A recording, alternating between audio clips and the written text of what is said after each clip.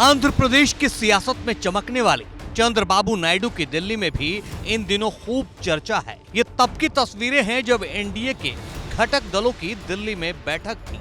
मोदी के सबसे करीब में चंद्रबाबू नायडू ही थे।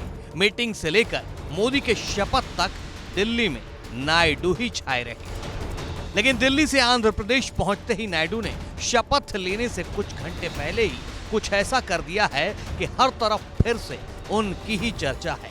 दरअसल विजयवाड़ा में एनडीए विधायक दल की बैठक थी। ये तभी की तस्वीरें हैं। मंच पर बीजेपी की डी पुरंदेश्वरी और जनसेना के पवन कल्याण पहले से मौजूद थे। इसी दौरान चंद्रबाबू नायडू की एंट्री होती है। पवन कल्याण आगे बढ़कर अभिवादन करते हैं। दोनों नेता मंच पर ही एक दूसरे से गले मिलते हैं। लेकिन इसी दौरान चंद्रबाबू की नजर मंच पर मौजूद स्पेशल कुर्सी पर पड़ती है जो उनके बैठने के लिए लगाई गई थी। मंच पर उनके लिए रखी गई कुर्सी खास नजर आ रही थी जो पीले रंग के कपड़े से ढकी थी, जबकि पवन कल्याण और डी पुरंदेश्वरी जिस कुर्सी पर बैठे थे उन कुर्सी पर सफेद रंग का कपड़ा था। चंद्रबाबू नायडू ने हालात को भांपते हुए पहले तो पवन कल्याण को पीले कपड़े वाली कुर्सी पर बैठने का इशारा किया, लेकिन वो अपनी कुर्सी पर बैठ गए। जिसके बाद चंद्रबाबू नायडू ने अपने पीछे मंच पर खड़े लोगों को इशारा किया और कुर्सी बदलने का संकेत दिया।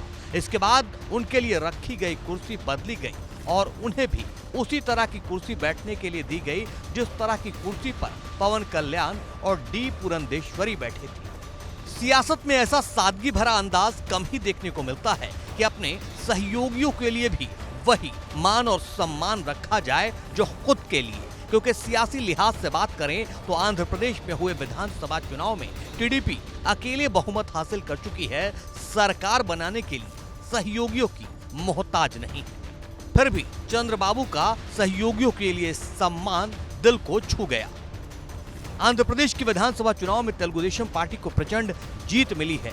175 सीटों वाली विधानसभा में अकेले टीडीपी को 137 सीट मिली है, जबकि सहयोगी जीएनपी को 21 और बीजेपी को 8, जबकि जगन मोहन की पार्टी वाईएसआरसीपी को महज 11 सीटें मिली।